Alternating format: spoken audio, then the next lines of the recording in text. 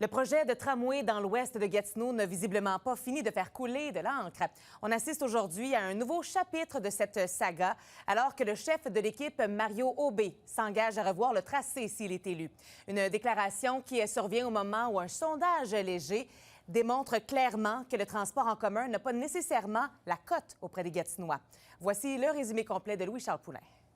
Moi, je ne vois pas Québec construire une ligne de tramway dans l'ouest de la ville, alors que Québec investit des sous majeurs pour un hôpital à Asticots et un centre des congrès en bas de Saint-Raymond, au Casino, et que son plus gros projet de transport, le plus gros projet pour la ville de Gatineau, passera même pas par là. L'aspirant à la mairie, Mario Aubé, remet en question le tracé du projet de tramway. Ce que je demande, c'est est-ce que la mairesse a demandé à Québec, est-ce qu'on peut le changer le tracé d'endroit ou ça demeure fixe dans cet endroit? Mais vous, si vous êtes élu, allez-vous demander de changer le tracé? Bien, c'est sûr qu'on va demander de revoir le tracé. On n'est pas à la bonne place, mais pas du tout. Clairement, c'est pas moi, comme mairesse, qui va dire à Québec « Hey, on revoit-tu le tracé du tramway? » C'est pas comme ça que ça fonctionne. Hein?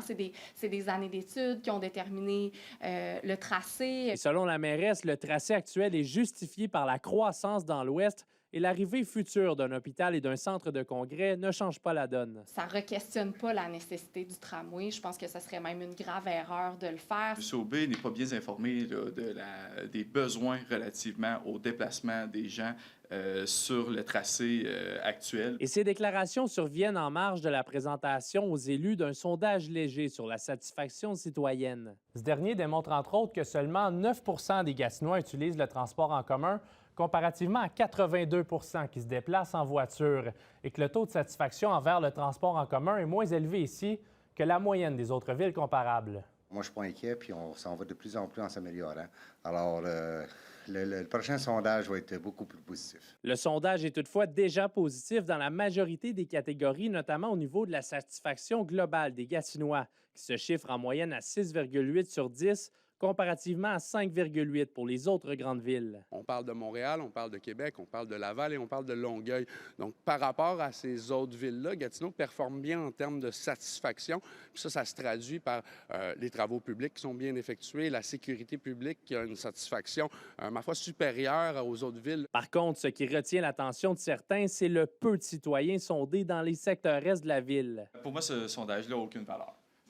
C'est évident que quand on prend un portrait de la ville de Gatineau, on veut savoir l'opinion des Gatineaux et des Gatinois, mais dans ce sondage-là, il y a 2 des 5 secteurs de la ville qui sont présentés juste à titre indicatif parce que statistiquement, l'échantillon n'est pas suffisant. Ce à quoi Léger, qui établit la marge maximale d'erreur de son sondage à 4,4 répond: C'est un choix, méthodologique et puis budgétaire qui a été fait par l'administration, puis un choix qui tient la route, sinon on n'endosserait pas le rapport avec le non léger. Louis-Charles Poulain, RNC Nouvelles, Gatineau. Après des jours de spéculation, c'est finalement demain à 14 h qu'aura lieu le remaniement ministériel du gouvernement du Québec. Le premier ministre François Legault va sacrifier François Bonnardel en l'écartant du Conseil des ministres notamment. Et actuellement, ministre des Transports, Geneviève Guilbeault, elle, passerait aux affaires municipales. Bref, 2 ministres qui ont été mis sur la sellette à la commission SACLIC dans les derniers jours. De son côté, la mairesse de Gatineau espère que la région sera considérée dans ce brassage de cartes. Je le répète tout le temps, mais Gatineau, on se sent loin de Québec très souvent. Puis mon attente, c'est qu'on continue d'être représenté au Conseil des ministres, qu'on continue d'avoir une voix forte, puis qu'on continue d'être entendu dans des secteurs, notamment la santé, l'éducation, pour lesquels on a besoin de ressources ici en Outaouais. C'est un retard historique, bien connu, qui mérite d'être adressé par le gouvernement.